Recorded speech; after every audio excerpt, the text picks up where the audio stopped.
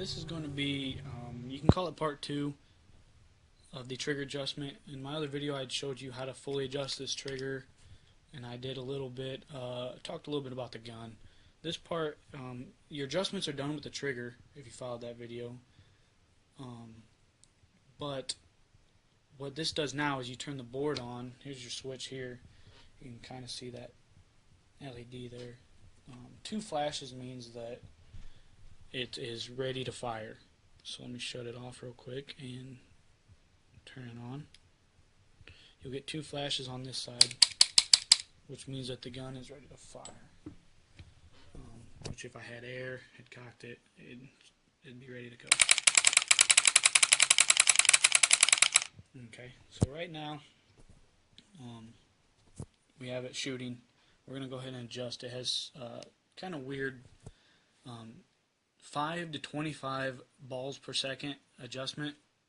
It's still semi-auto, but you can just adjust how fast the gun actually shoots. Now the trigger sensitivity is pretty interesting, because if you have your recock pressure just a little too high, and you have your trigger really tight, you can actually cause your gun to shoot bursts or full auto due to the kick and due to it just the board itself registering it as a trigger pull.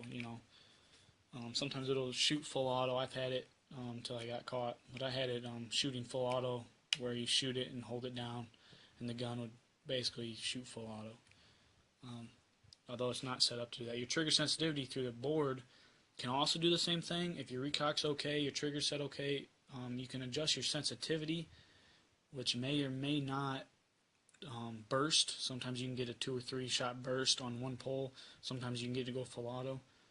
But your trigger sensitivity goes from 0 to 50, and that is 50 being the least sensitive and 0 being really sensitive. Usually stay somewhere in the middle, 25, 30, 40s. 40s are good, even max 50, why not? I'll show you something very interesting. We'll do balls per second real quick. So we'll turn the gun on. First you want to hold the trigger down, turn the gun on. That LED comes on if you can see it. Then you can let go and press and hold. The light comes off. Now you can let go. You can now adjust the balls per second. So it goes from 5 to 25, 5, 6, 7, 8, 9, 10. We'll just do 10. Hold it down until the light comes off. Now as I let go, it'll flash twice, showing that it's ready to fire. And it's set at 10 balls per second. So as I sit here and walk the trigger, it doesn't go any faster than 10 balls per second. Now we can real quick turn it off, holding the trigger down again, turn the LED on until holding until the light comes on. There it is. Let go, press it once and hold. Okay, now release again. So let's do it at, what was it, 10, so 5, 6, 7, 8, 9, 10, 11, 12, 13, 4, I'll do 14. You always have to restart anytime you go into the program mode. Shooting a little bit faster now, if you can hear it. We'll go ahead and max it out to 25 real quick. So again, hold the trigger down, turn the gun on, release, press and hold. That goes out, now release, and it always resets. So 5, 6, 7, 8, 9, 10, 11, 12, 13, 14, 15, 16, 17, 18, 19, 20, 21, 22, 23, 24, and hold on 25. Light goes out, release it, and